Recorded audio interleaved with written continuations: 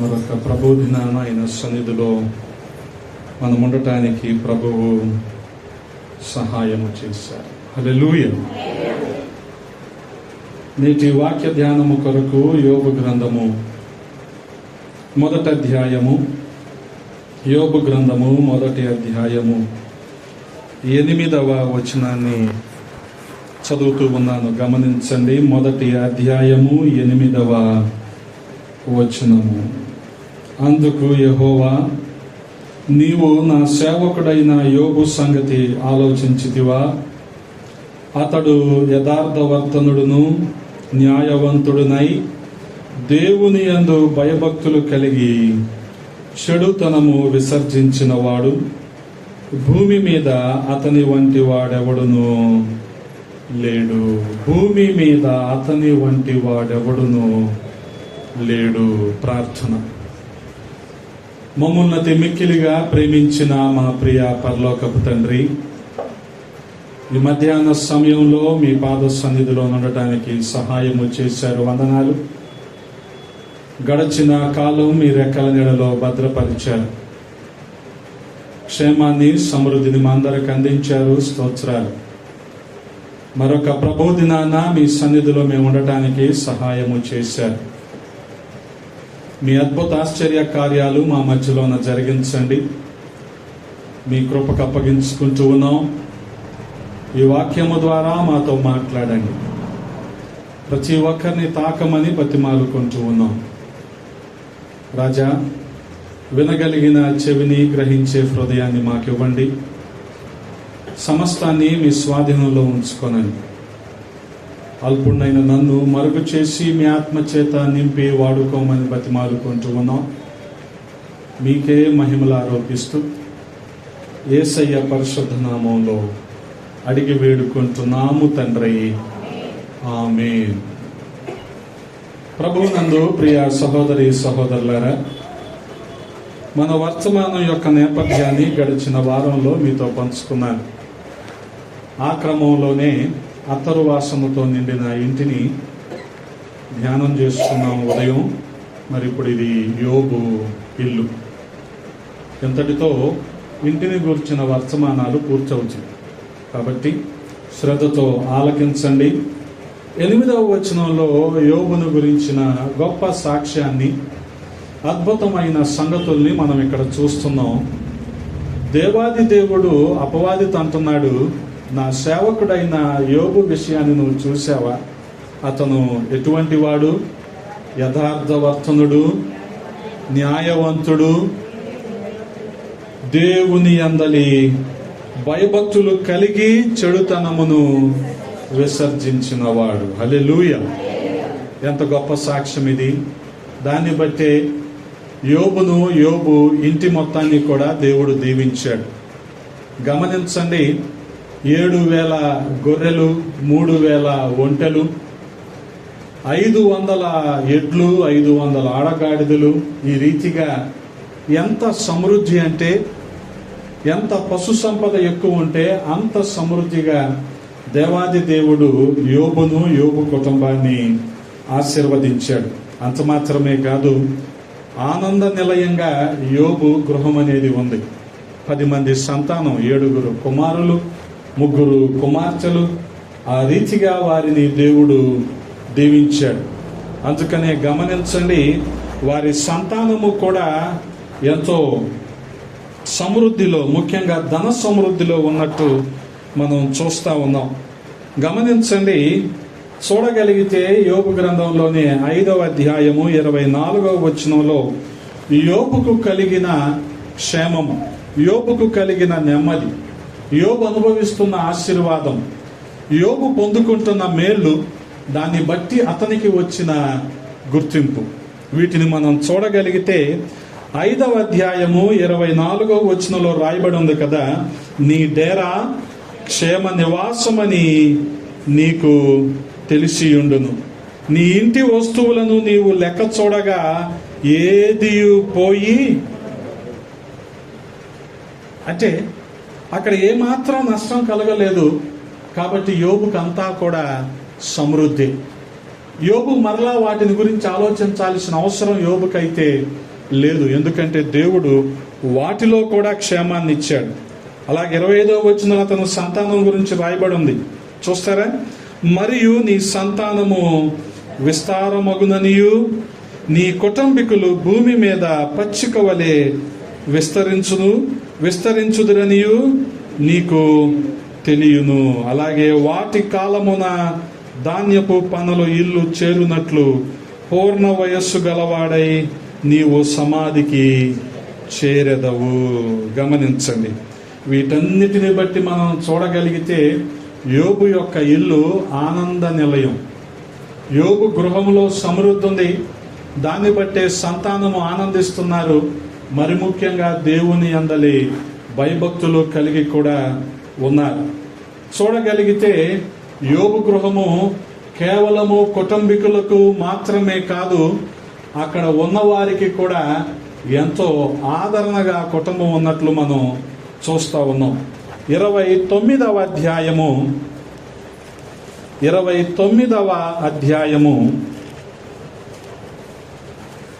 12వ వచనంలో మనం చూడగలిగితే, ఏలయనగా మొరపెట్టిన దీనులను, తండ్రి లేని వారిని, సహాయము లేని వారిని నేను విడిపించి తిని, నశించుటకు సిద్ధమై ఉన్న వారి దీవెన నా మీదకి వచ్చెను. విధవరాండ్ర హృదయమును సంతోషపెట్టి తిని, నేను నీతిని వస్త్రముగా ధరించుకొని ఉంటిని గనుక అది నన్ను ధరించెను. న్యాయ ప్రవర్తన నాకు వస్త్రమును పాగాయు ఆయను. గుడ్డివారికి యోబు ఎలాగున్నాడు? కన్నులు లాగా ఉన్నాడు. అంటే వారిని ఆదరించాడు, తండ్రి లేని వారిని ఆదరించాడు, పేదలకు సహాయంగా ఉన్నాడు, విధవరాలకు ఆదరణకరంగా ఉన్నాడు, గుడ్డి వారికి, కన్నులు లేని వారికి కన్నులైపోయాడు. గమనించండి, అంటే కేవలము యోబు అనుభవిస్తున్న సమృద్ధి యోబు కుటుంబానికి మాత్రమే కాదు, యోబు యొక్క సమృద్ధి చుట్టూనున్న వారికి కూడా, యోబు నివసిస్తున్న సమాజంలోని వారికి కూడా యోబు అంత ఆదరణకరంగా ఉన్నట్లు మనం ఇక్కడ చూస్తున్నాం. తర్వాత ఏం రాయబడి ఉంది? గుడ్డివారికి నేను కన్నులనైతిని, కుంటివారికి పాదములైతిని, దరిద్రులకు తండ్రిగా ఉంటిని, ఎరుగని వారి వ్యాజ్యమును నేను శ్రద్ధగా. తెలిసిన వాళ్ళ జోలికే మనం ఏదో మాట సాయంగా వెళ్ళటం లేదు కదా. ఎరుగని వారికి కూడా ఎలాగున్నాడు? వారి వ్యాజ్యము విషయంలో కూడా శ్రద్ధగా ఉన్నాడు. అలాగే దుర్మార్గుల దవడ పళ్ళు ఓడగొట్టేవాడిగా ఉన్నాడు. గమనించండి, అంటే ఈ యోబు ఇల్లు ఎలా ఉందంటే, ఒక మాటలో మనకు అర్థం కావాలంటే, ఆ ప్రాంతం మొత్తానికి లేదా ఆ ఊజు దేశం మొత్తానికి కూడా తల్లో నాలుకగా ఉండాలి. కొన్ని ప్రాంతాలు నేను దర్శించినప్పుడు వారు ఆ ప్రాంతంలో ఉన్న పెద్దెవరో ఉంటారుగా, ఆ పెద్ద గురించి చెప్తూ ఉంటారు. పూర్వపు రోజుల్లో బియ్యము లేని రోజులు, సజ్జలు, జొన్నలు వీటిని ఆహారంగా చేసుకొని మన ఆంధ్రప్రదేశ్లో తినే రోజులు. మహానుభావుడు దేవుని దయను బట్టి ఆర్థర్ కాటన్ ధర వచ్చి కాస్త ఈ నీటిని ఎలాగ సద్వినియోగం చేసుకోవాలో చేశాడు. కనుకనే ఈ రోజున పంటలు బాగా పండుతుంది. ఆ రోజుల్లో దొరలు అనబడే వాళ్ళు ఉన్నారు కదా, ఈ మైలవరం ప్రాంతం, ఆ ప్రాంతాల్లో సజ్జలు, జొన్నలు ఆహారంగా తీసుకునే రోజుల నుంచి వరన్నం అంటారు, బియ్యం తీసుకునే ఆహారం, అన్నం తినే రోజుల్లోకి వచ్చారు. వచ్చిన కొత్తలో ఎవరికైనా ఆహారం లేకపోతే అంట ఆ ఊరిలో పెద్ద దగ్గరికి వెళ్ళి ఇమ్మంటే కొంచెంతో కొలిసి ఇచ్చేసేవాళ్ళంట. కొంచెం అంటే అది చిన్న సైజు పెరుగు బకెట్ ఉంటుంది చూడండి, 5 లీటర్ల పెరుగు బకెట్ అంత ఉంటుంది. కొంచెం అంటే అంత బియ్యం ఇచ్చేవాళ్ళంట. వీళ్ళు వెళ్ళేవాళ్ళు కూడా ఎలాగ వెళ్ళేవాళ్ళు అంటే ఎసరేసి వాళ్ళ ఇంటికి వెళ్ళి తెచ్చుకునేవాళ్ళంట. అంటే ఖచ్చితంగా ఆ ఇంటికి వెళ్తే మాకు బియ్యం అనేవి. యోబిల్లు కూడా అలాగే ఉంది. ఇప్పుడు గమనించండి, యోబు నివాసము, అతని డేరా క్షేమ నివాసం అని చెప్పి అందరూ వస్తున్నారు యోబు ఇంటికి. తండ్రి లేనివారు, దీనులు, విధవరాలు, అలాగే వీరందరూ కూడా వస్తున్నారు. గుడ్డివారికి యోబే కళ్ళైపోయాడు, కుంటివారికి యోబే కాళ్ళైపోయాడు. గమనించండి, అంటే అంత ఇదిగా వారందరినీ కూడా మరి ప్రభు ప్రేమను వారికి చూపించాడు. హల్లెలూయా. ఆ ప్రేమను బట్టి బహుశా వారందరూ కూడా యోబు పట్ల, యోబు కుటుంబం పట్ల ఒక గౌరవాన్ని కలిగే ఉంటారు. అటువంటి ఆనంద నిలయంగా యోబు గృహం ఉన్నట్లు మనం చూస్తూ ఉన్నాం. ఇదే అధ్యాయంలో 24వ వచనాన్ని మనం చూడగలిగితే, వారు ఆశారహితులై ఉండగా వారిని దయగా చూచి చిరునవ్వు నవ్వించిని. నా ముఖ ప్రకాశము లేకుండా వారేమీ చేయరైరి. 25లో ఎలాగున్నాడు యోబు? నేను వారికి పెద్దనై కూర్చుండి వారికి మార్గములను ఏర్పరిచితిని. సేనలో రాజు వలెను, దుఃఖించు వారిని ఓదార్చు వాని వలెను నేనుంటిని. యోబు ఇల్లు ఆ దేశానికి ఎలా ఉందంటండి? సేనలో రాజులాగా, దుఃఖపడుతున్న వారికి ఓదార్పులాగా ఆ ఇల్లు ఉన్నట్లు మనం చూస్తూ ఉన్నాం. అంత మాత్రమే కాదు, కుటుంబం అంతా కూడా ఎలాగుండేవారంటే దేవుని భయంలో ఉన్నారు. ఎందుకని? మొదటి అధ్యాయం 8వ వచనంలో మనం చదువుకున్నాం కదా, దేవుని అందలి భయభక్తులు కలిగి యోబు చెడుతనాన్ని విడిచిపెట్టేసిన వాడు. ఇది చాలా ప్రామాణికము నేటి క్రైస్తవ్యానికి.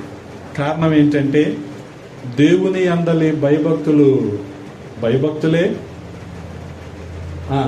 వాక్యానికి వ్యతిరేకమైన విధానాలు అలాగే నడుస్తున్న రోజులు ఇవి. వాటిని గురించి మనం హెచ్చరించామంటే మనం మంచి వాళ్ళం కాదు ఈ రోజుల్లో. అప్పుడు ఏమంటారంటే, వాళ్ళకి తెలియదు, వాళ్ళకి ప్రేమ లేదు అంటారు. అంటే వీళ్ళు నశించిపోతున్నారనే కదా, దేవునికి దూరం అయిపోతున్నారనే కదా వారిని హెచ్చరించేది. కానీ అటువంటివి జనాలకి నచ్చదు ఈ రోజున. రాగానే ఏం చెప్పాలి వీళ్ళకి? నువ్వు ఆశీర్వదించబడతావు అని చెప్పాలి, నువ్వు దీవించబడతావు అని చెప్పాలి, నీకు మేలు కలుగుతాయి అని చెప్పాలి, నీ బ్రతుకు నువ్వు మార్చుకోవద్దు అని చెప్పకూడదు. చెప్తే అటువంటి సేవకుడికి ఈరోజు అన్నం కూడా పెట్టరు. అది అటువంటి రోజుల్లోకి మనం వచ్చేసాం, గమనించండి. కానీ యోబు ఎలాగున్నాడు? దేవుని అందరి భయభక్తులు ఉన్నాయి. దానిని బట్టి ఏం చేస్తున్నాడు? చెడుతనాన్ని విడిచిపెట్టేశాడు. ఏది దేవునికి అయిష్టమైనదో దాన్ని వదిలేశాడు కదా. చాలా సందర్భాల్లో మాకు ఇది తప్ప ఏది రాదు అనుకుంటారు. ప్రభువుని నమ్ముకున్న తర్వాత కూడా, ప్రభువుని నమ్ముకోకముందు నువ్వు వైన్ షాప్ నడిపావేమో, నమ్ముకున్నాక అది అనేకుల కుటుంబాలను పాడు చేస్తుందని తెలిసి నువ్వు దాన్ని విడిచిపెట్టేయాలి. అంతేగాని నాకు ఇది తప్ప ఏది చేత కాదు అనకూడదు కదా. మరి నా కుటుంబం పరిస్థితి ఏంటి? నా పోషణ ఎలాగంటే, ఆయనకి అసాధ్యమైనది ఏదైనా ఉందా? ఆకాశ పక్షుల్ని చూస్తే అవి విత్తవో కోయవో, కొట్లలో వాటి గోడౌన్లు కూడా లేవంట. కానీ ఆశ్చర్య రీతిగా వాటిని పోషిస్తున్న దేవుడు, నువ్వు భయభక్తులు కలిగి చెడుతనాన్ని విడిచిపెడితే నిన్ను పోషించడా? కానీ ఆ డేరింగ్ స్టెప్ ఒకటి తీసుకోరు విశ్వాసం. ఆ తెగింపుతో కూడిన నిర్ణయం, ఆ త్యాగంతో కూడిన నిర్ణయం తీసుకోరు. అది లేకపోతే మాకు బ్రతుకు లేదన్నట్టుగా మళ్ళీ ఇంకా అటువంటి విధానాల్లోనే ఉంటారు కదా. గమనించండి, జక్కైని మనం తిట్టుకుంటాం, కానీ వడ్డీలకి ఇవ్వడం మాత్రం మానం. జక్కైని మాత్రం బాగా తిట్టుకుంటాం, జక్క ఎలాంటోడు ఇలాంటోడు అంటాం. మరి వడ్డీలకి ఇచ్చే సంగతి ఏంటి కదా. ఇది లేకపోతే నేను ఎలా బతకటం, దీనివల్లనే అనుకుంటున్నారు జనాలు. కానీ గమనించండి, యోబు చెడుతనాన్ని విడిచిపెట్టాడు. వాస్తవానికి ఇంత సమృద్ధిలో శ్రీమంతుడిగా ధనవంతుడిగా ఉన్న యోబు ఇంకొక రకమైన ప్రవర్తనని కలిగి ఉండవచ్చు, కానీ అలా లేడు. ఇంకో రకమైన ప్రవర్తన అంటే, సాధారణంగా ధన సమృద్ధి కలిగిన వారు ఏమనుకుంటారంటే, ఇదంతా మా కష్టార్జితం వలన, మా శక్తియుక్తుల వలన కలిగింది కాబట్టి దేవుని ప్రమేయం లేదు, దేవుడు మాకు అవసరం లేదు అనే విధానంలో ఉంటారు. కానీ యోబు అలా లేడు. గమనించాలి. యోబుని చూసి మనం నేర్చుకోవలసిన విషయం అది. యోబు అలాగా లేడు. వాస్తవానికి మనిషికి డబ్బు ఆవరించింది అనుకోండి, ఏమనుకుంటాడు? మనిషి ఏదైనా సాధించవచ్చు అనుకుంటాడు. ఈ డబ్బు ఆవరించి ఏమంటాడంటే, అరగంట నాకు రైల్వే స్టేషన్ ఇవ్వండి అంటాడు. ఇస్తారా? రైల్వే వాళ్ళు మనవాడుగా పిల్లవాడిగా చెప్తున్నాను, ఎవడెవడు నీకు. కానీ డబ్బు ఆవరించిందిగా వాడికి కావాలంటాడు. అర్థమైందా ఇప్పుడు? అందుకని డబ్బు ఉన్నవారు సంఘాల్లో ఉండటం ఒక మేలే, ఆశీర్వాదమే, అంతే ప్రమాదకరం కూడా. ఇలాగే జరగాలి, ఇది చేయాల్సిందే అంటారు. ఎందుకని? వాళ్ళని డబ్బు ఆవరించింది. యోబు అలా లేడు. అంత ధన సమృద్ధిలో ఉండి కూడా భయభక్తులు కలిగి ఉన్నాడు. ఇదే క్రమాన్ని పిల్లలకు నేర్పాడు. పిల్లలు కూడా 10 మంది కలిసి విందులు చేసుకునేవాళ్ళు, ప్రార్థించుకునేవాళ్ళు. ఒకవేళ వారి ప్రవర్తనను బట్టి వాళ్ళు పాపం చేస్తున్నారేమో అని చెప్పి యోబు వారి నిమిత్తం ప్రాయశ్చిత్తం కూడా చేసేవాడు. ఇటువంటి మంచి క్రమంలో యోబు ఉన్నాడు. కాబట్టి యోబు గృహం ఎలాగుందంటే అనేకులకు ఆదరణగా ఉంది, అనేకులకు ఆశ్రయంగా ఉంది. ఇదొక ఆనంద నిలయంగా ఉంది. అంత మాత్రమే కాదు, చూడగలిగితే యోబు గ్రంథంలోనే 1వ అధ్యాయములో 10వ వచనాన్ని చూడగలిగితే సాతాను అంటున్నాడు కదా, 10వ వచనాన్ని ఒకసారి చదువుతూ ఉన్నాను. నీవు అతనికిని అతని ఇంటి వారందరికిని అతనికి కలిగిన సమస్తమునకును చుట్టూ కంచె వేసితివి కదా, నీవు అతని చేతి పనిని దీవించుట చేత అతని ఆస్తి దేశములో బహుగా విస్తరించుచున్నది. గమనించండి. చూడగలిగితే ఇది కేవలం ఆనంద గృహము, సంతోషంతో నిండిన ఇల్లు మాత్రమే కాదు, ప్రార్థన కంచె వేయబడిన ఇల్లు. హల్లెలూయా. గమనించండి, ప్రార్థన కంచె వేయబడిన ఇల్లు అంటే యోబు చేసిన ప్రార్థనను బట్టి దేవుడు వారికి వేసిన కాపుదల లేదా కంచె. ఇటువంటి ప్రేయర్ ప్రూఫ్ ఇల్లు మనకుందా కదా? వాటర్ ప్రూఫ్ టెంట్లు ఉంటాయి, కానీ ప్రేయర్ ప్రూఫ్ ఇల్లు మనకుందా? ప్రొటెక్టెడ్ బై ప్రేయర్ అంటే గమనించండి, ప్రార్థన ద్వారా కంచె వేయబడి కాపుదల కలిగిన ఇల్లు. ఈ రోజున మారుతున్న పరిస్థితులకు అనుగుణంగా, జీవన విధానాలకు అనుగుణంగా దోమలు రాకుండా నెట్, ఇటువంటి పరిస్థితుల్లో మనం ఉంటున్నాం. కానీ అపవాది కుటుంబం వైపు తొంగి చూడకుండా ప్రార్థన అనే కంచె మనం వేయగలిగామా? అటువంటి ప్రార్థన అనే కంచె యోబు కుటుంబానికి ఉంది. అందుకనే అపవాది చాలా స్పష్టంగా చెప్తున్నాడు. ఏమంటున్నాడు? నీవు అతనికిని అతని ఇంటి వారికిని అతనికి కలిగిన సమస్తమును 3 లేయర్స్, 3 కంచెలు. ఒకటేమో అతనికి కలిగిన సమస్తం, మధ్యలోనేమో అతని ఇంటి వారు, ఎవరో భార్య, 10 మంది పిల్లలు. మొదటి కంచెమో ఇందాక మనం చెప్పుకున్న 7,000 గొర్రెలు, అలాగే 3,000 మేకలు, ఇటువంటి వాటన్నిటికీ కంచె వేశాడు. బాగానే ఉంది. తర్వాత ఈ 10 మంది పిల్లలకు, భార్యకు ఒక కంచె, అలాగే ఇతనికి ఒక కంచె. వాస్తవానికి చూడగలిగితే ఇటువంటి ప్రార్థనా కంచెను మన కుటుంబాలు కూడా కలిగి ఉండాలి. గమనించండి, ఎంత తగ్గింపును కలిగి, దీనత్వాన్ని కలిగి మనల్ని మనం రిక్తులుగా చేసుకొని ప్రభువుని బతిమలాడుకోగలుగుతామో అంత కాపుదలను మనం పొందుకోగలుగుతాం. అంత కాపుదలను మనం పొందుకోగలుగుతాం. అంతేగాని ఈ నిరంతర సహవాసంలో కాకుండా అవసరాన్ని బట్టి చేసే ప్రార్థనలు ఉంటాయి చూడండి, దాన్ని బట్టి మనం పొందుకునే వాటికంటే నిరంతరము దేవుని సహవాసంలో ఉంటూ ఆయన నుంచి పొందుకునే ఈ కాపుదల చాలా గొప్పది, గమనించాలి. అందుకే మనం ఇంత క్షేమాన్ని అనుభవిస్తున్నామంటే కేవలము దేవుని కాపుదల ఉండబట్టే. గార్డింగ్ ఏంజల్స్, మనల్ని కాపాడే దేవదూతల్ని దేవుడు మనకు ఉంచబట్టే మనము ఇంత క్షేమాన్ని అనుభవిస్తూ ఉన్నాం. మనం అనుకుంటాం అది ఇది ఇప్పుడు 4 ఎయిర్ బ్యాగులు 6 ఎయిర్ బ్యాగులు ఉన్నాయి కాబట్టే మేము అది అంటాం.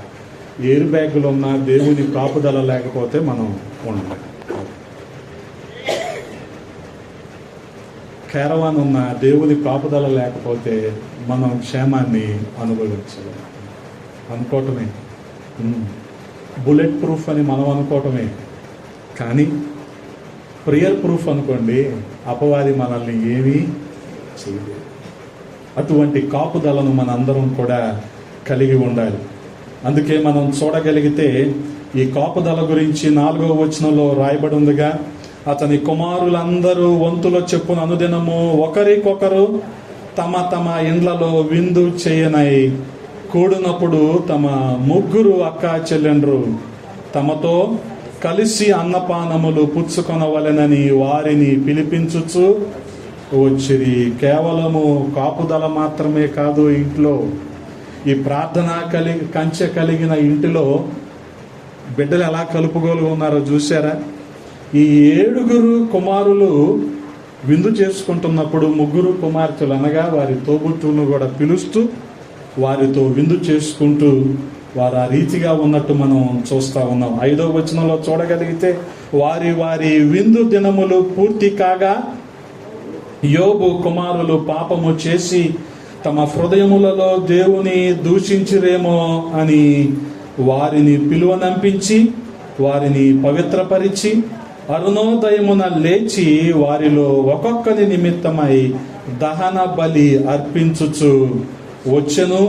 యోబు నిత్యము అలాగున చేయుచుండెను. యోబు నిత్యము అలాగున చేయుచుండెను. గమనించండి, ఎంత గొప్ప క్రమం అది కదా. ఈ రోజున బిడ్డలకు మనం నేర్పేది భయభక్తుల, లేకపోతే దేవుడు వల్ల సమస్తము సాధ్యమే అని చెప్పి డబ్బును బట్టి బిడ్డలు బతకాలని మనం ఆశిస్తూ ఉన్నామా కదా. చాలామంది యోబు పెట్టినట్టు ప్రార్థన కంచె లేకపోతే ప్రార్థన ద్వారా వచ్చే భద్రత బదులు ఈ రోజున మనుషులు చేస్తున్న పని ఏంటంటే డబ్బు వలన వచ్చే భద్రత కదా. సెక్యూరిటీ, సేఫ్టీ, సెక్యూరిటీ, ఈ 2 విషయాలు ఆలోచిస్తారు. బాగానే ఉంది. అందుకని ఆడపిల్లలకి అదేదో స్కీమ్ వేస్తారుగా పోస్ట్ ఆఫీస్లో, సుకన్య సమృద్ధి. ఆడపిల్లలకే తెలుసు ఎందుకు వేశారు అంటే సేఫ్టీ, సెక్యూరిటీ కదా. వాస్తవానికి విశ్వాసం పూర్తిగా నాకు అర్థమైన తర్వాత ఐ స్టాప్డ్ ఇన్సూరెన్స్ పాలసీస్.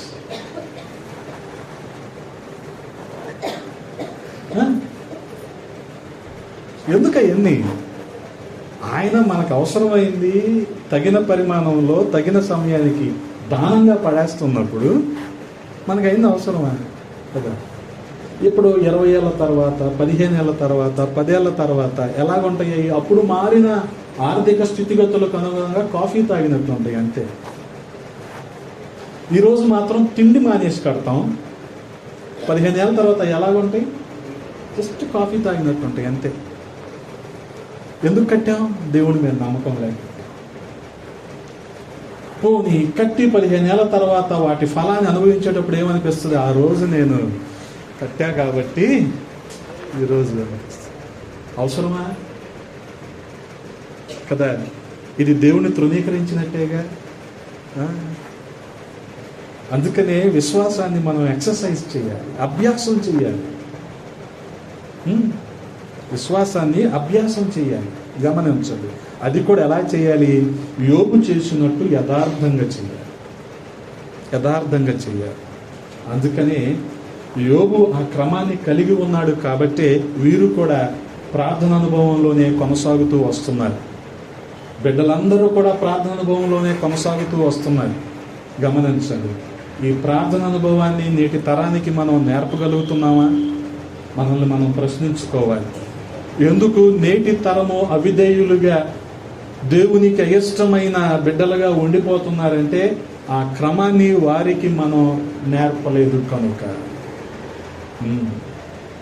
ఆ క్రమాన్ని నేర్పుంటే కదా వాస్తవానికి ఆ పరిస్థితులే వచ్చినప్పుడు, అంటే ముఖాలు పగిలాక మోకాళ్ళ మీదకి వచ్చి ఉపయోగం లేదు.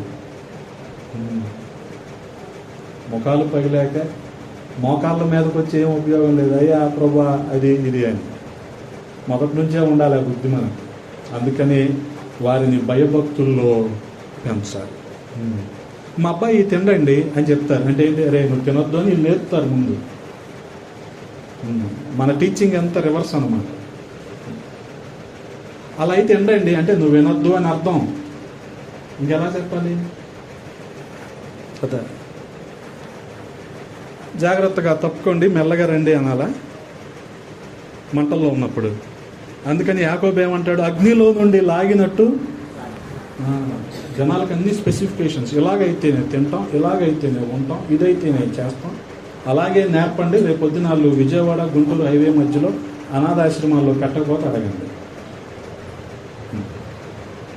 మరి అదేగా నువ్వు నేర్పింది వాళ్ళకి కదా.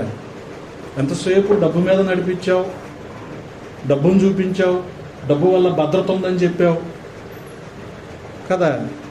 దేవుని భయం అస్సలు నేర్పలేదు. ఇంకేముంటుంది తర్వాత? అదే ఉంటుంది.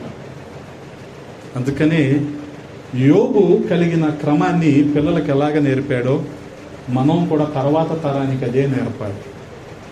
ఆ ప్రార్థన, ఆ విశ్వాసం, దేవుని మీద ఆధారపడటం, ఇవి నేర్పకపోతే బాధపడేది వాళ్ళు మాత్రమే కాదు, మనం కూడా గమనించండి. అలాగ బాధపడక మునిపే, చెప్పానుగా, ముఖాలు పగలక మునిపే మోకాళ్ళ మీదకి రావాలి. అటువంటి విశ్వాసాన్ని వాళ్ళకి మనం నేర్పించాలి. నేర్పించకపోతే ఒక తరాన్ని దేవునికి దూరం చేసిన వాళ్ళం అవుతాం. గమనించండి. అందుకే చూడగలిగితే చాలా సందర్భాల్లో వీళ్ళకి ఇలాగ మనం నేర్పలేదే, వీళ్ళు ఎందుకు ఇలాగ అయిపోయారని మనం ఆశ్చర్యపోతూ ఉంటాం. వాస్తవానికి మనం రహస్యంగా ఏదనుకుంటామో వాళ్ళు బహిరంగంగా చేసి చూపిస్తారు. ఇందులో ఆశ్చర్యపడాల్సిన అవసరం లేదు. మనకు లోపల ఉంటుంది, వాళ్ళు బయటకు చేసి చూపిస్తారు. అందుకని రహస్యంగా గదుల్లో మాట్లాడుకుని మిద్దెల మీద ప్రకటించబడతారు. ఇప్పుడు అర్థమైందా విషయం? అరే పిల్లలు ఇలా చేయలేదే మేము అని ఇక్కడేదో పేల్ ఫేస్, టాల్ ఫేస్ పెడతా ఉంటారు. లేదు, ఇది లోపల ఉన్నదే డిఎన్ఏ. ఎక్కడికి పోతుంది డిఎన్ఏ? ఎక్కడ పోతుంది టీచర్? పోదు. మనం వైట్ అండ్ వైట్ వేసినంత మాత్రాన్ని డిఎన్ఏ పోద్దా? మన పిచ్చగాపోతుంది, అది ఎక్కడికి పోదు. ఆ డిఎన్ఏలో ఇప్పుడు ఏముండాలి? ప్రేయర్, ప్రార్థన ఉండాలి. ఆ డిఎన్ఏలో ఇప్పుడు ఏముండాలి? భయభక్తులు ఉండాలి. అప్పుడు ఖచ్చితంగా ఒక తరాన్ని దేవుని కోసం నిలబెట్టిన వారం అవుతాం, ఒక తరాన్ని దేవుని కోసం పట్టుకున్న వాళ్ళం అవుతాం కదా. ది సో కాల్డ్ ప్రోగ్రామ్స్ ఇప్పుడు ఏం జరుగుతున్నాయో ఇవన్నీ ఒక తరాన్ని దేవుని కొరకు సంపాదించే ప్రోగ్రామ్స్ కాదు. ఇప్పుడు బయట జరుగుతున్నాయి ఎడ్యుకేషనల్ ప్రోగ్రామ్స్ అవ్వచ్చు, ఇవన్నీ దేవుని కోసం కాదు. అందుకనే దేవునికి వ్యతిరేకంగా వీళ్ళు మారిపోతున్నారు కదా. గమనించండి, పిల్లల్లో ఇన్క్విజిటివ్నెస్ ఉంటుంది, అంటే ఒక కుతూహలం ఉంటుంది తెలుసుకోవాలనేది. అందుకనే వీళ్ళు ఏమంటారు, ఎందుకు చేయాలి, ఎందుకు ఇది, ఎందుకు ఎక్కువ వాడతారు. అవ్వక లేదా ఎందుకనే తపన ఉందగా. మేము ఎందుకు తినకూడదు అన్నిసార్లు ప్రశ్నించుకోకూడదు. ఎందుకు ఎందుకు ఎందుకని దేవుడు చేయమన్నాడు, చేయటం అంతే. ప్రశ్నించడానికి నువ్వెవరో నేనెవరో. కానీ ఈ రోజుల్లో ఇలాగే ఎందుకు చెయ్యాలి అంటారు. ఎందుకు పైనుంచి యాపిల్ కింద పడిపోయింది, అక్కడ చాలా ఆవిష్కరణ జరిగింది కాబట్టి ఎందుకు అనే ప్రశ్న తలెత్తాలి, అది అంటూ ఉంటారు. కాదు, దేవుడు అనుమతించాడు, అనుభవించాల్సిందే. ఇంకా ఎందుకు ఇలా చేసావని దేవుడిని అడుగుతాం మనం. కదా. యోబు అడిగాడా? ఆహా, మాట మాత్రం కూడా యోబు పాపము చేయలేదు. ఎంత గొప్ప సాక్ష్యం అది. అందుకని గమనించండి, ప్రార్థనా కంచె ఈ స్థాయిలో వారికి ఏర్పాటు చేయబడింది. యోబు కలిగిన వాటన్నిటి చుట్టూ, యోబు కుటుంబం చుట్టూ, అలాగే యోబు చుట్టూ. గమనించండి, ఏ కుటుంబం అయితే ఆ రీతిగా ప్రార్థనతో భయభక్తులతో కుటుంబాన్ని కడతారో కదా, డబ్బు అనేది సెకండరీ. గమనించండి, దేవుడు అనుమతించిన దాన్ని బట్టి ధన సమృద్ధి మనిషికి కలుగుద్ది తప్ప బ్యాంకు బ్యాలెన్స్ ఉండాలి, లోపల మూలుగుతూ ఉండాలి అనుకోవటం పొరపాటే విశ్వాసం. గమనించండి, ఆ రీతిగా ఏ కుటుంబం అయితే అలాగ ప్రార్థనలో పెంచబడుతుందో వారు ఖచ్చితంగా శ్రమలలో కూడా ధైర్యంగా ఉంటారు. మార్టిన్ లూథర్ వారి తల్లిదండ్రులు బొగ్గు గనుల్లో పగలంతా పనిచేసి వచ్చేవాళ్ళు. పనిచేసి వచ్చాక కూడా సాధారణంగా అంత కష్టపడి వచ్చిన వాళ్ళు అలసిపోయి నిద్రపోతారు కదా, వాళ్ళు నిద్రపోకుండా బిడ్డలందరి కోసం ప్రార్థన చేసేవాళ్ళు అంట. చూడండి, మార్టిన్ లూథర్ ఎంత గొప్ప సంఘ సంస్కర్త అయిపోయాడు. సంఘ సంస్కర్త అంటే మనం సోషల్లో చదువుకునే వాళ్ళు కాదు, సంఘాన్ని సంస్కరించేవాడయ్యాడు. ఆయన సంఘాన్ని సంస్కరించి కూడా దాదాపు 400-500 సంవత్సరాలు అయిపోతుంది. దాన్ని బేస్ చేసుకునే ఇప్పుడు లూథరన్ సంఘాలన్నీ కూడా నడుస్తుంది. అలాగే సుసన్నా వెస్లీ బిడ్డలందరి కోసం ప్రతి ఒక్కరి దగ్గరికి వెళ్ళి వాళ్ళు నిద్రపోతున్నా సరే వారి కోసం ప్రార్థించేది. ఎలాగయ్యాడు జాన్ వెస్లీ? ఒక కొత్త ఇంగ్లాండ్ని సృష్టించాడు. కొత్త ఇంగ్లాండ్ని, సారా దుకాణాలు లేని ఇంగ్లాండ్ని, పేకాట క్లబ్బులు జోదశాలాలు లేని ఇంగ్లాండ్ని, వ్యభిచారము జరగని ఇంగ్లాండ్ని సృష్టించాడు. ఎలా సృష్టించగలిగాడు? ఆ కుటుంబము ఆ రీతిగా ప్రార్థనలో ఇదయ్యింది, ప్రార్థనలో నలిగింది. గమనించండి, ఆ కుటుంబానికి ప్రార్థన కంచె వేయబడింది.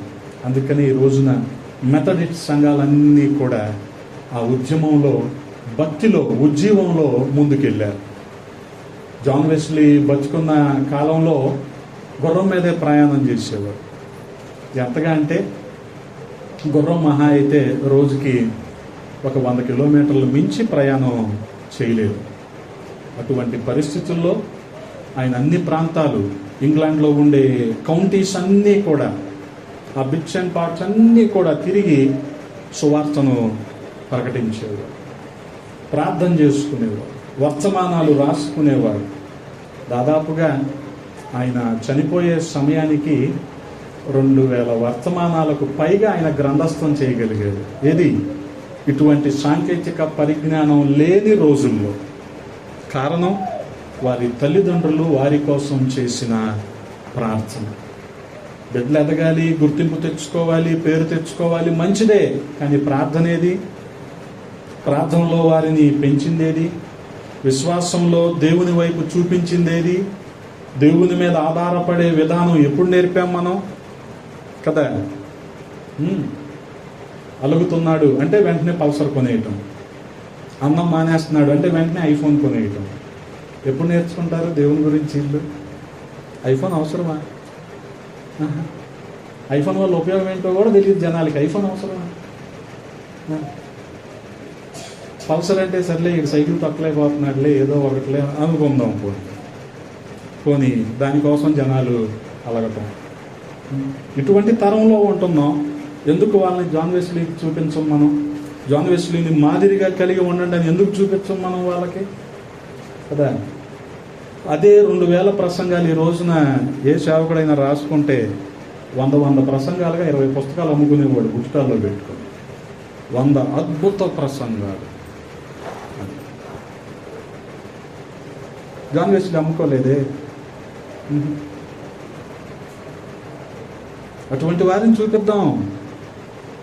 అటువంటి మాదిరి కలిగిన విశ్వాసం పిల్లలకి రావాలంటే వీళ్ళందరినీ, భక్తుల్ని వారికి మనం పరిచయం చేయాలి కదా. అటువంటి ప్రార్థనా కంచె యోబు కుటుంబానికి ఎలాగుందో మన కుటుంబాలకి కూడా అలాగే ఉండాలి. సాధారణంగా కంచె ఉంటే ఏదైనా జంతువు రావడానికి అవకాశం ఉంటుందా? ఉండదు. ప్రార్థన కంచె ఉన్నప్పుడు అపవాది రావడానికి అవకాశము లేదు. అందుకని దేవునికి అపవాదికి మధ్య జరుగుతున్న ఈ వాగ్వాదం అన్నమాట. గమనించండి, నువ్వు సేవకుడైన యోబును చూశావంటే, అవును చూశాను, అతను చుట్టూ నువ్వు కంచె వేశావు కదా అంటున్నాడు అపవాది. కంచె వేసి ఉంది కాబట్టే అపవాది యోబుని ఏమీ చేయలేకపోయాడు. అటువంటి కాపుదలను మనం కూడా కలిగి ఉండాలి. వాస్తవానికి కంచె వేయబడటం అపవాదికి ఇష్టం ఉండదు. నువ్వు ప్రార్థన చెయ్యి, అపవాదికి ఇష్టం ఉండదు. ప్రార్థనకి వెళ్ళిరా, బైబిల్ పట్టుకో,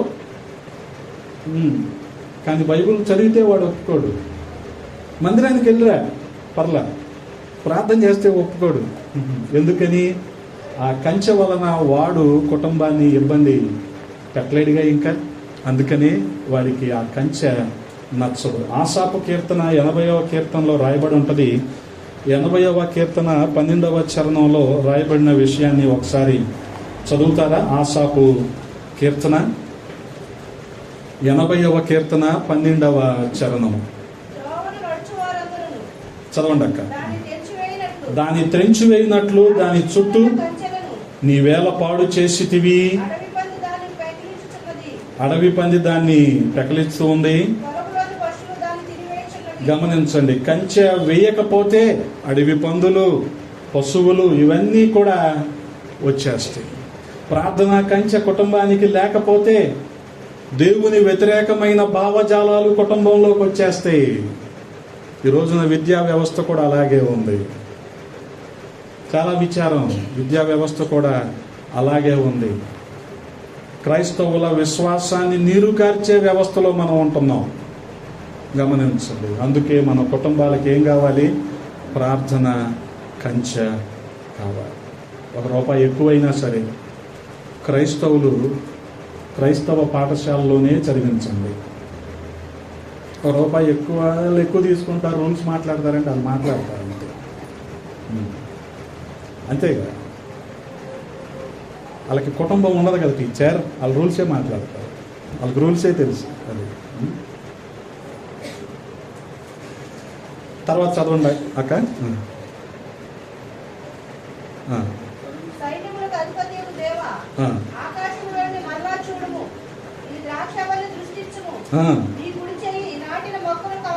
గమనించండి, మన ప్రార్థన కూడా ఇలాగే ఉండాలి.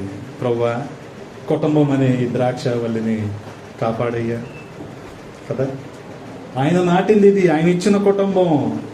ఆయన ఇచ్చిన కుటుంబంలోని పిల్లలు ఎలాగ ఉండాలి?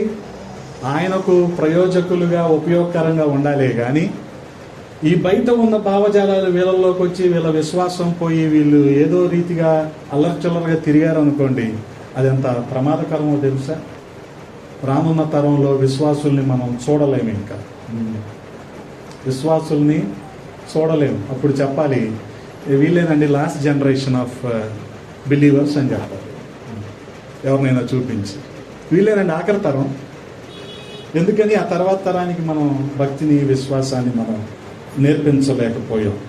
అందుకనే మనం గమనించగలిగితే ఆ చుట్టూ, యోబు కుటుంబం చుట్టూ ఆ రీతిగా కంచె ఉన్నది కాబట్టే అపవాది ఏమీ కూడా చేయలేకపోయాడు.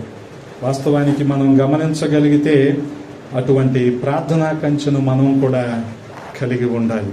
యోబు ఇల్లు కేవలము సంతోషాన్ని ఇచ్చిన ఇల్లు మాత్రమే కాదు, యోబు ఇల్లు ప్రార్థనా కంచె కలిగిన ఇల్లు.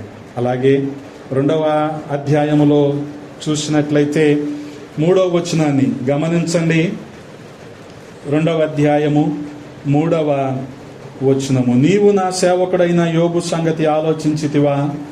అతడు యథార్థవర్తనును న్యాయవంతుడునై దేవుని యందు భయభక్తులు కలిగి చెడుతనము విసర్జించిన వాడు, భూమి మీద అతని వంటి వాడెవడును లేడు. నిష్కారణముగా అతనిని పాడు చేయుటకు నీవు నన్ను ప్రేరేపించినను అతడు ఇంకను తన యథార్థతను వదలక నిలకడగా ఉన్నాడు. శ్రమలు సహించిన ఇల్లిది. కేవలము దేవుని ఆనందించిన ఇల్లు మాత్రమే కాదు, శ్రమలో సహించిన ఇల్లు. గమనించండి, దేవుని నుంచి మేళ్ళు పొందుకోవటానికి మనం కోరుకుంటాం, కానీ దేవుని నుంచి శ్రమలు అనుమతించబడతాయి అంటే మనం ఒప్పుకోం. మనం అసలు వాస్తవానికి నేటి తరంలో ఉన్న విశ్వాసులకి మనం నేర్పించాల్సింది ఏంటంటే, ప్రభువుని నమ్ముకుంటే అప్పులు ఉండవు, తిప్పలు ఉండవు, నొప్పులు ఉండవు అనే బోధలు మనం మానేయాలి. ముందు ఇది మానేయాలి. అవి అలాగే ఉంటాయి. అయినా సరే ఆయన సమృద్ధిని, క్షేమాన్ని, ఆదరణను, నెమ్మదిని, సమాధానాన్ని అటువంటి సమస్యల్లో కూడా ఇస్తాడు, శ్రమల్లో కూడా ఇస్తాడు అన్నది మనం నేర్పాలి ఈ తరానికి. అప్పుడే వాళ్ళు రాకడికి సిద్ధపడగలరు. ఇలా అనుకోలేదు మేము, అందుకనే వెళ్ళిపోతాం. వెళ్ళిపోయే వాళ్ళు చాలామంది ఉన్నారు ఈ రోజు. దేవుని నుంచి వెనక్కి వెళ్ళిపోయే వాళ్ళు చాలామంది ఉన్నారు. వెళ్ళేవాళ్ళు ఊరికి వెళ్ళకుండా 4 నిందలు వేసేసి ఇక్కడ అది లేదు, ఇక్కడ ఇది లేదు, ఇక్కడ అది లేదు అని వెళ్ళిపోయే వాళ్ళు ఉన్నారు. ఎందుకు అంటే వాళ్ళకి మనం ఏం చూపించాం? దుబాయ్లో ఎక్స్యూవీలు, హైలుక్స్, పెద్ద పెద్ద బిల్డింగులు చూపించాం. అక్కడికి వెళ్తే గొర్రెలు గాయమన్నాం. ఎలా ఉంటుంది వాళ్ళకి? ఎందుకు వచ్చాము ఇక్కడికి అన్నట్టు ఉంటాం. అందుకనే విశ్వాసులకి ఈ రోజున మనం నేర్పించాల్సింది ఏంటంటే, శ్రమలలో కూడా ఆయన ఆదరణ మనం కలిగి ఉంటాం అన్నది నేర్పించాలి కదా. యేసయ్య ప్రేమించిన ఇల్లే బేతనియాలో ఉన్న మరియా, మార్తా, లాజరుల ఇల్లు. వాళ్ళు లాజరుకి బాగోలేదు, రోగంతో ఉన్నాడని యేసయ్యకు కబురంపించినప్పుడు కూడా, నువ్వు ప్రేమించిన లాజరు రోగిగా ఉన్నాడు అంటాడు. ప్రేమించిన ఇల్లే, కానీ రోగం లేదా? ప్రేమించిన ఇల్లే, అందులో మరణం లేదా? ఉంది. కానీ అటువంటి సమయంలో కూడా దేవుడు ఆదరణ కలిగించాడు. ఆ ఇల్లు ఎలాగ మారిందంటే అత్తరు వాసనతో నిండిన ఇల్లుగా మారిపోయింది ఒక అధ్యాయం తరువాత. ఇప్పుడు అర్థమైందా? దానికి సిద్ధపడాలి మనం. దానికి సిద్ధపడాలి. ఈ రోజున మన ముందు కనిపిస్తున్న భక్తి అంతా ఏ రీతిగా ఉందంటే, హైఫై భక్తి, సొఫిస్టికేటెడ్ భక్తి. ఇలాగ ఉంటే మనం దీవించబడినట్టు అని చెప్పబడుతున్న భక్తి కదా. వాస్తవానికి యోబు అంత సమృద్ధిని అనుభవించి కూడా ఇప్పుడు శ్రమలోకి వచ్చేసాడు. బాధపడ్డా? బాధపడ్డా కదా. స్థలం 1 గజం పోతేనే మనం అల్లాడిపోతాం. కానీ యోబుకు ఆస్తి అంతా, పశు సంపద అంతా ఒక్క క్షణంలో పోయింది. 10 మంది పిల్లలు చనిపోయారు. యోబుకు కూడా అనారోగ్యం వచ్చేసింది. ఎంతలా అంటే ఇక అలాగా కొండ పెంకులతో గోక్కోవటానికి ఎక్కడ కూడా స్థలం ఖాళీ లేదు. ఒంటి మీద అన్ని కురుపులు వచ్చేసాయి. కానీ యోబు మాత్రం ఎలాగున్నాడు? అర్థమవుతుందా? అంటే ఒక రకంగా విశ్వాసానికి పరాకాష్ట. అంత శ్రమలలో కూడా, శరీరంలో బాధ అనుభవిస్తూ కూడా యోబేమంటాడు? నా విమోచకుడు సజీవుడు కదా. ఎంత నిరీక్షణ కలిగి ఉంటే ఆ మాట మనం మాట్లాడగలుగుతాం కదా. ఈ రోజున అన్నీ ఉంటేనే ప్రైజ్ ద లార్డ్, హల్లెలూయా. ఏం లేకపోతే ఏమొచ్చింది? మేము మందిరానికి వస్తున్నాం, ఏం మేలైంది, ఏం కలిగింది, మాకేది అంటూ ఉంటాం. ఇటువంటి భక్తిలో, విశ్వాసంలో మనుషులు వెళుతున్న రోజులు. కానీ యోబు ఇంటిని చూసి మనం నేర్చుకోవాల్సింది ఏంటంటే, ఎంత ధన సమృద్ధిని అనుభవించి అందరికీ ఆదరణగా నిలిచిన ఇల్లు, ప్రార్థనా కంచెను కూడా అనుభవించిన ఇల్లు, కానీ ఇప్పుడు శ్రమలతో నిండుకున్న ఇల్లుగా మారిపోయింది. తర్వాత వచనాల్లో మనం చూడగలిగితే 2వ అధ్యాయము 7వ వచనంలో రాయబడి ఉంటుంది కదా. కాబట్టి అపవాది యెహోవా సన్నిధి నుండి బయలు వెళ్ళి అరికాలు మొదలుకొని నడినెత్తి వరకు బాధగల కురుపులతో యోబును మొచ్చెను. అతడు ఒళ్ళు గోక్కొనుటకై చెల్ల పెంకు తీసుకుని బూడిదలో కూర్చుండగా అతని భార్య వచ్చి, నీవు ఇంకను యథార్థతను వదలక యుందువా దేవుణ్ణి దూషించి మరణము కమ్మనెను. గమనించండి, ఎంత గొప్ప సమస్య ఇది కదా. మనం విశ్వాసంలో ఉండి కుటుంబ సభ్యులు విశ్వాసంలో లేకపోతే అది ఎంత ప్రమాదకరమో తెలుసా. వాస్తవానికి బిడ్డలందరినీ తీసేసాడు, ఈ భార్యను ఎందుకు తీయలేదంటే ఈ సైడ్ కిక్ కోసమే. ఉండాలి కదా, ఉండాలి కదా, అందుకని అన్నమాట.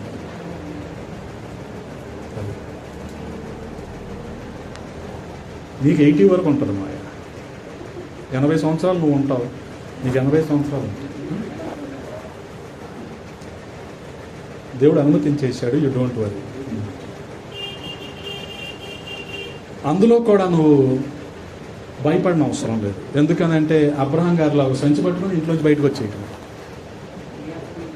బల్సాన్ అబ్రహాం గారిలాగా. ఇంకంటే నిన్ను ఎవడేం చేయలేడు, అచ్చోసి నాంబోతే ఇంకెవడేం మాట్లాడలేదు. ఇంకా నువ్వు ఒకసారి అలా బయటకు వచ్చేస్తే ఇంక అయిపోయింది.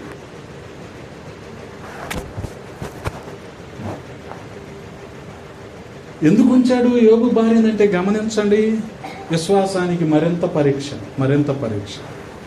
ఏమంటుంది? దేవుణ్ణి దూషించి మరణము. ఇది ఎంతకు మించిన విశ్వాసానికి పరీక్ష ఉంటుందంటారా? మనం అనుకుంటాం చిన్న తలనొప్పికి అబ్బా అనుకుంటా ఉంటాం. ఓ ప్రక్కన శరీరంలో బాధ అనుభవిస్తున్నప్పటికీ మరో ప్రక్కన విశ్వాసం గురించి ఆమె మాట్లాడుతున్న చూడండి, ఇది చాలా భయంకరంగా ఉంటుంది. దేవుడు దాన్ని కూడా అనుమతించాడు. ఆఖరికి వీరి స్నేహితులు వచ్చి యోబును చూసేసరికి వాళ్ళు కూడా ఎంతో బాధపడ్డారు. తేమానీయుడైన ఎలీఫజు, జోఫరు, బిల్దాదు వీళ్ళు కూడా వచ్చి యోబు పరిస్థితి చూశాక వాళ్ళు కూడా ఎంతో బాధపడి వారు కూడా బట్టలు చింపేసుకొని యోబుతో ఏడవటం మొదలుపెట్టారు. అంటే గమనించండి, అంటే యోబు శ్రమల్లో కొంతైనా మేము పంచుకుందాం అన్న ఉద్దేశం వాళ్ళకుంది. ఇక్కడ మళ్ళా మనం ఒక సంఘక్రమాన్ని నేర్చుకోవచ్చు. అంటే యోబు శ్రమ అనుభవిస్తున్నాడు, స్నేహితులు వచ్చి యోబుతో కూడా, అంటే వాళ్ళకేం కురుపులు లేవు కానీ యోబు బాధను చూడలేక వాళ్ళతో కూడా ఏడుస్తున్నారు. అంటే ఖచ్చితంగా మన సహోదరులు సహోదరులు ఎవరైనా శ్రమలో ఉన్నారనుకోండి, మనం కూడా సింపతి కాదు ఎంపతి ఉండాలి. మనకి సానుభూతి కాదు సహానుభవం మనకి ఉండాలి. ఇది మనకి ఈ స్నేహ బృందం నేర్పిస్తుంది మనకి.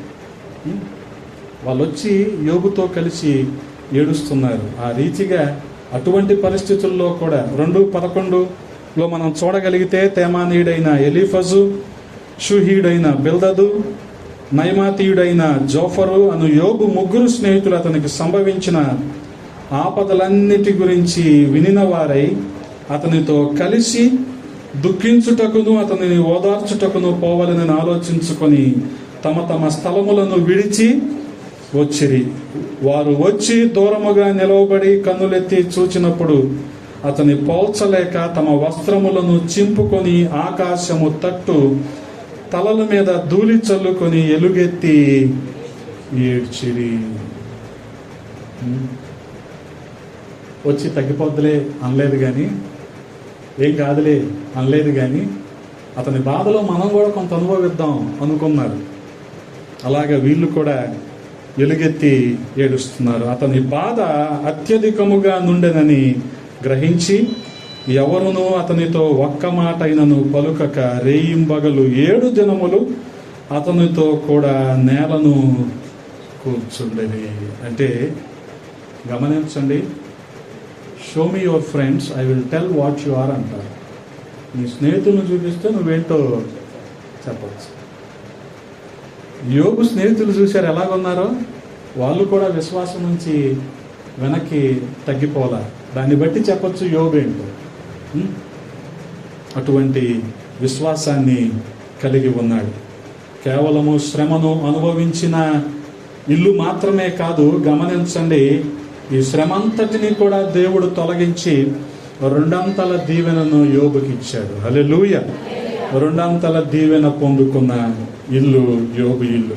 అందుకనే 42వ అధ్యాయము 8వ వచనంలో మనం చూడగలిగితే, కాబట్టి 7 ఎడ్లను 7 పొట్టేళ్లను మీరు తీసుకొని నా సేవకుడైన యోబు నొద్దకు పోయి మీ నిమిత్తము దహన బలి అర్పింపవలెను. అప్పుడు నా సేవకుడైన యోబు మీ నిమిత్తము ప్రార్థన చేయును. మీ అవివేకమును బట్టి మిమ్మును శిక్షింపకయుండునట్లు నేను అతనిని మాత్రము అంగీకరించదనెను. ఎలయనగా నా సేవకుడైన యోబు పలికినట్లు మీరు నన్ను గూర్చి యుక్తమైనది పలుకలేదు. గమనించండి, వాస్తవానికి యోబు అనుభవించిన దీవెన అతని విశ్వాసము కారణంగానే. యోబు అనుభవించిన దీవెన అతనికి సడలని నిరీక్షణ కారణంగానే. ఇటువంటి విశ్వాసము స్నేహితులకు లేకపోయింది. కాబట్టి మీరు చేయాల్సింది ఏంటి? యోబు దగ్గరికి వెళ్ళండి. యోబును చూసి మీరు నేర్చుకునేలాగా మీరు యోబు దగ్గరికి వెళ్ళి బలిని అర్పించండి అంటున్నాడు. ఆ రీతిగా మనం చూడగలిగితే యాకోబు గ్రంథంలో కూడా యోబును గురించి రాయబడి ఉంటుంది కదా. యాకోబు గ్రంథము యాకోబు రాసిన పత్రికలో 5వ అధ్యాయం, యాకోబు రాసిన పత్రిక 5వ అధ్యాయం 10వ వచనాన్ని ఒకసారి చదువుతారా? నా సహోదరులారా చదవండి. గమనించండి, సహించిన వారు ధన్యులు. కాబట్టి మీరు యోబు యొక్క సహనము గూర్చి వింటిరి. సహించిన వారందరూ ఎవరు? ధన్యులు. గమనించండి. కాబట్టి యోబు 2 ఆశీర్వదించబడ్డాడు. యోబు 2 ఆశీర్వదించబడ్డాడు. 10వ వచనంలో చూడగలిగితే, మరియు యోబు తన స్నేహితుల నిమిత్తము ప్రార్థన చేసినప్పుడు యెహోవా అతని క్షేమస్థితిని మరలా అతనికి 42:10 మరలా అతనికి దయచేసును. మరియు యోబునకు పూర్వము కలిగిన దానికంటే 2 అధికముగా యెహోవా అతనికి 2 దీవెన కలిగిన ఇల్లు, 2 ఆశీర్వాదము పొందుకున్న ఇల్లు. ఎప్పుడు ఇతనికి క్షేమస్థితి వచ్చింది? ఎప్పుడైతే అతని స్నేహితుల గురించి యోబు ప్రార్థన చేశాడో. ఎందుకు చేయాలి కదా? వాస్తవానికి అతను అనుభవిస్తున్న పరిస్థితులకు అనుగుణంగా అతని గురించి అతను ప్రార్థన చేసుకోవటమే కష్టమైన సమయం అది. కానీ ఇప్పుడు ఎవరి గురించి ప్రార్థన చేయాలి? అతని స్నేహితుల గురించి కూడా. వాస్తవానికి ఈ ప్రార్థన అనుభవంలో రక్షించబడని అన్యుల గురించి మనం ప్రార్థన చేస్తున్నామా? ఒకసారి ఆలోచిద్దాం. రక్షించబడని అన్యులు కదా. వాస్తవానికి ఎవరైనా విగ్రహారాధన నుంచి రక్షించబడి ప్రభువుని నమ్ముకున్నారనుకోండి, వారి సాక్ష్యాన్ని బట్టి అనేకులు కూడా ప్రభువు వైపు ఆకర్షించబడతారు. ఇందులో ఏమైనా సందేహం ఉందా? లేదు కదా. అలాంటప్పుడు వారి సాక్ష్యం వెళ్ళి ఎక్కడికి చెప్పాలి?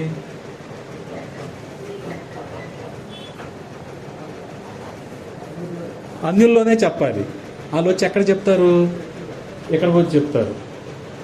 అర్థమైందా? దీనికి మనం పెట్టుకున్న పేరేంటి? అద్భుత సాక్ష్యం.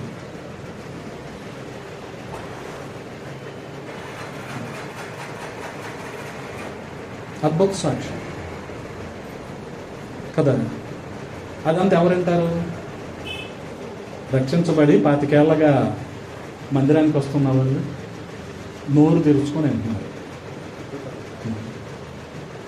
ఆ సంఘ కాపరికి కానీ ఆ సంఘ నాయకుడికి కానీ వివేకము వివేచన లేదు. ఉంటే దేవుని సమయాన్ని అలా వృధా చేయకూడదు కదా. వాళ్ళ సాక్ష్యం ఎక్కడ చెప్పాలి? అక్కడ చెప్పాలి. అక్కడికి వెళ్ళరు. వాళ్ళకి ఏమనిపిస్తుంది అంటే కొంతకాలానికి మేము చెప్తే అందరు వింటున్నారు కాబట్టి మేము గొప్ప అనిపిస్తున్నారు. ఆయనదేం లేదు, మేమే. వీళ్ళు ప్రభువు వైపు ఆకర్షించేది లేదు, వాళ్ళ వైపు ఆకర్షించుకుంటారు. వాళ్ళ వైపు ఆకర్షించుకొని ఒక సొంత రాజ్యాంగం రాసుకుంటారు. అందుకని యోబు ఈ రీతిగా ప్రార్థన చేశాడు స్నేహితుల గురించి. తన క్షేమస్థితి మరలా అతనికి వచ్చిందంటే ఆ క్రమాన్ని మనం కూడా రక్షించబడని వారి విషయంలో, వారి బలహీనతల విషయంలో, వారి రక్షణ విషయంలో, వారు ప్రభువు వైపు తిరగాలన్న విషయంలో ప్రార్థన చేయాలి మనం కూడా ఈ బాధ్యతను మనం మర్చిపోకూడదు. గమనించండి. పోయిన ఆదివారం ఒక బాధ్యత చెప్పాగా మీకు, మన హక్కు, మన బాధ్యత చెప్పాగా. ఈ రోజున ప్రభు వైపు ప్రజలను తిప్పే బాధ్యత మనకుంది, మన వైపు కాదు. మన వైపు తిప్పుకుంటే ఆడు బైబుల్ పట్టుకుంటాడు, వాటర్ బాటిల్ పట్టుకుంటాడు, మా అయితే బ్యాగ్ పట్టుకుంటాడు, అంతే. నువ్వు ప్రభు వైపు తిప్పావు అనుకో, అబ్బా చేపలు పడతాడు, వల నిండి లాగలేకపోతారు జనాలు. మనం తిప్పట్ల, మన వైపు తిప్పుకుంటున్నాం. అందుకని ఇటువంటి విధానాలు మానేస్తే మంచిది. ఏది? అద్భుత సాక్ష్యం, కుంటోడు గుడ్డోడు సాక్ష్యాలు ఉంటాయి చూడండి, అవి తీసుకొచ్చి చెప్పించడం ఎంత సమయం వృధానో తెలుసా? ఉన్నవారిని ఈ 60-70 మందిని సిద్ధపరిచి ప్రకటించే వారిగా పంపిస్తే ఎంత త్వరగా ప్రభు రాజ్యం సమీపిస్తుంది మనకు. అందుకే ఒక బాధ్యతాయుతమైన క్రైస్తవ్యం వైపు వెళ్దాం. మనం బాధ్యతాయుతమైన క్రైస్తవులుగా ఉందాం. భారము కలిగి, ఆత్మల భారం కలిగి ప్రవర్తిద్దాం. అప్పుడు మనం కూడా రెండింతల ఆశీర్వాదాన్ని అనుభవిస్తాం. రెండింతల ఆశీర్వాదం అంటే భౌతిక సంబంధమైన వస్తువులు డబల్ అయిపోవటమే కాదు, ఇది కూడా కదా. అందుకే చాలామంది విశ్వాసులు ఎలా వస్తారంటే మందిరానికి ఒంటి తీరుగా వస్తారు, ఒంటరిగా. కుటుంబంలో ఎవరు రారు. కానీ కొంతమంది విశ్వాసులు కోడి తీరుగా వస్తారు. కోడి ఏం చేస్తారు? వచ్చేటప్పుడు పిల్లలన్నిటిని. మనం ఇలాగ ఉందాం. బాధ్యతాయుతమైన క్రైస్తవ్యం ఏంటో తెలుసుకుందాం. భారం కలిగిన క్రైస్తవులుగా ఉందాం. ఇందులో ఆశీర్వాదాన్ని ఎదుర్కొందాం. అటువంటి కృప దేవాది దేవుడు మనందరికీ దయచేయునుగాక. తలలు వంచండి, ప్రార్థన చేసుకుందాం. పరిశుద్ధుడా, ప్రేమ కలిగిన తండ్రి, ఈ ఉదయకాల సమయంలో కొద్ది మాటలు ధ్యానించడానికి కృపనిచ్చారు. స్తోత్రాలు. రాజా, యోబు ఇంటిని మేము ధ్యానం చేయడానికి సహాయం చేశారు. ప్రార్థనా కంచె ఉన్న ఇల్లు అయినప్పటికీ శ్రమను అనుభవించిన ఇల్లుగా ఉంది. కానీ మీరు శ్రమనంతటిని సహించిన తరువాత రెండింతల ఆశీర్వాదాన్ని ఇచ్చారు. స్తోత్రాలు. ఆ రీతిగా మేము కూడా రక్షించబడి ఉన్నాం. రక్షింపబడిన అనేకుల్ని మీ వైపు ఆకర్షించి మీ వద్దకు నడిపించే కృపనివ్వమని, అలాగే జేఎన్సీ పరిచర్లను దీవించమని, దైవజనులకు దీర్ఘాయును దయచేయమని, అనేకులకు మేలుకరంగా ఆశీర్వదించమని, అలాగే జేఎన్సీ పరిచర్లు విస్తరింపబడులాగున సహాయం చేయండి. మీ కృపకు అప్పచెప్పుకుంటూ విన్న వాక్యాన్ని ఫలింపులోనికి తీసుకుని రమ్మని యేసయ్య నామంలో అడిగి వేడుకుంటున్నాము తండ్రి. ఆమేన్. మీ అందరికీ వందనాలు. దేవుడు మిమ్మల్ని దీవించునుగాక. ఆమేన్.